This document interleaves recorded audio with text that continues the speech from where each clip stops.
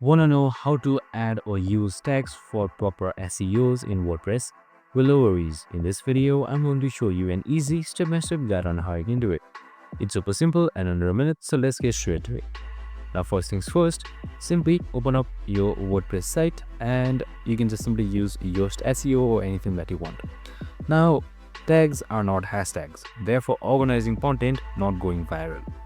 You need to keep them specific. Writing about Python, use tags like Python scripting, not cool stuff or dev things.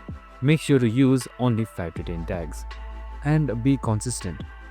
Make sure to write only one and unique keywords, maybe JS or JavaScript. Just simply pick one but don't write both.